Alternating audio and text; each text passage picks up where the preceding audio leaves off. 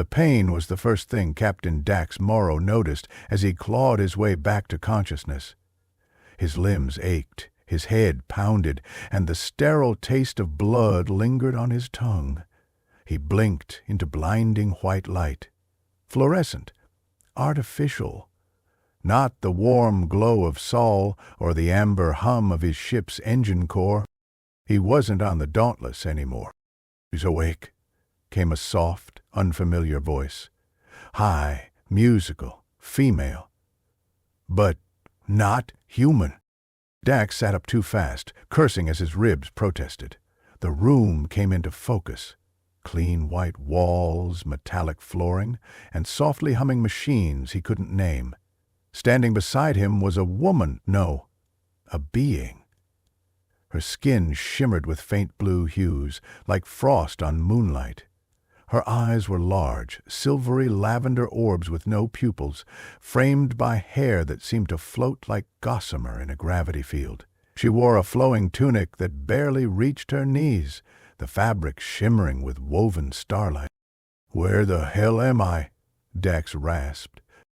"You are in the healing chambers of the Veyari sanctuary," she said gently. "You were found among the wreckage." "Wreckage? Your ship was destroyed. You were the only survivor." Dax clenched his jaw. The Dauntless, his crew, gone? The woman stepped closer, placing a cool hand on his chest. "You are safe now." He swatted her hand away, more out of pride than anger.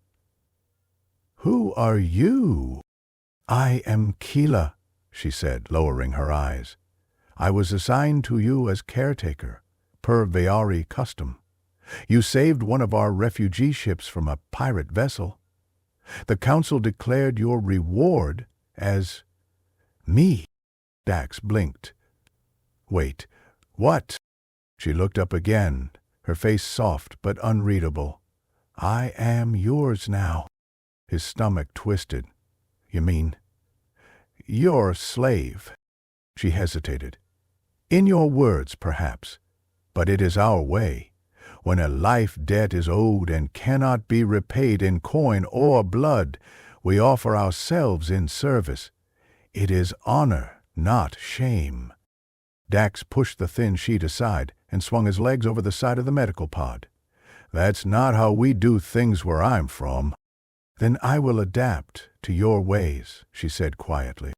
He looked her over. She didn't seem afraid or submissive, just calm, graceful. A quiet strength radiated from her like moonlight on still water. Dax sighed. "You got a way to contact your council? Tell them to cancel the whole reward thing?" "I already have," she replied. They said, "No, I am bonded, unless you reject me outright." He considered that. On Earth, slavery had been abolished centuries ago. But this wasn't Earth. This wasn't even the Terran Alliance. And she wasn't begging for freedom. She seemed, strangely, willing. "What does this service include?" he asked, wary. "I clean, cook, translate. I also have knowledge of over 77 star systems, including local customs, flora, fauna, and trade ports. And if you choose, I can warm your bed." Dax flinched at the last part. She tilted her head. "You do not seem pleased." "No, it's just, this is all a lie." "You are kind," she said, smiling faintly. "Others would have already taken what was offered." He scratched the back of his neck. "Yeah, well, I'm not others." Over the following days, Dax recovered. Keela remained at his side, tending to his wounds, bringing him food, helping him learn the Veyari tech. At first he kept his distance, suspicious of her sincerity, but she was patient. When he woke screaming from nightmares about his crew, she was there with a soothing voice and cool cloth. When his temper frayed, she absorbed it like water into sand. He never pushed. By the end of the week, Dax was up and moving through the sanctuary. The Veyari city floated in the clouds of a gas giant, spirals of crystal and light nestled in high-pressure shields. Peaceful, beautiful, and alien. Dax missed the grit of metal beneath his boots, the sound of engines thrumming. But Keela made the days bearable. She laughed, softly and rarely, but when she did, it was like wind chimes caught in solar wind. She listened when he talked about Earth, about the Terran Navy, about the Dauntless and her final mission. She never interrupted, just listened, learned. He found himself looking forward to their evenings. And then one night, he found her standing at the edge of the floating balcony, staring into the storms below. "Do you ever miss your freedom?" he asked, stepping beside her. "I was born into a caste that serves," she said. "But with you, I feel more freedom than I have ever known." "That's messed up," he muttered. She smiled. "Perhaps, but truth is rarely neat." He hesitated. "Do you want to stay with me?" "I do." "Not because of your people's customs?" "No, because of you." The air grew still between them. He reached out and brushed a strand of her shimmering hair behind her ear. She closed her eyes, leaning into his touch. They left the sanctuary 2 days later. Dax had been gifted a small freighter, the Solus Wind, as thanks from the Veyari Council. Keela came with him, no longer as a servant but as a partner.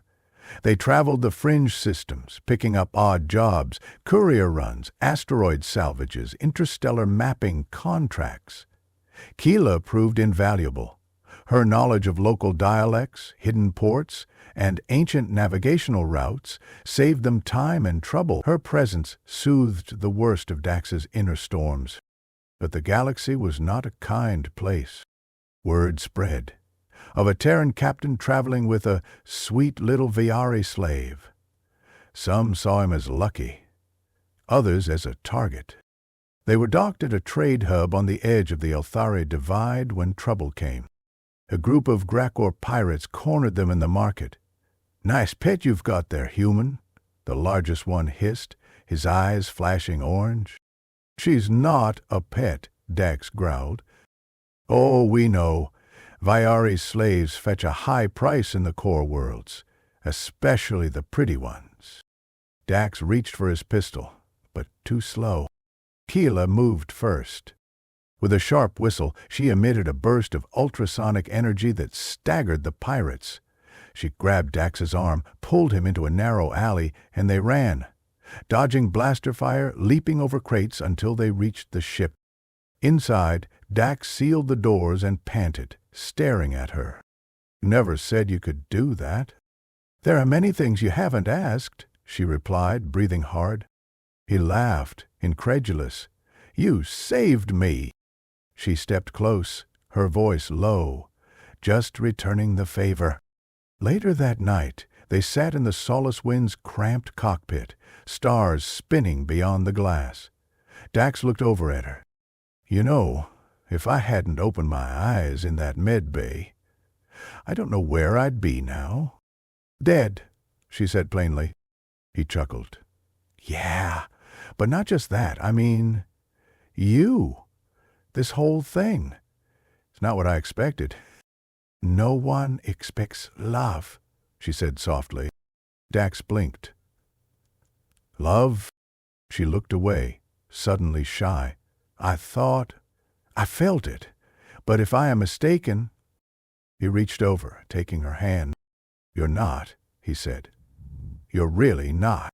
She met his gaze, her strange eyes shimmering.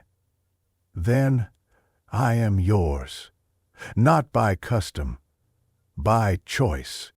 He leaned in and kissed her, softly, reverently, as the stars wheeled silently on.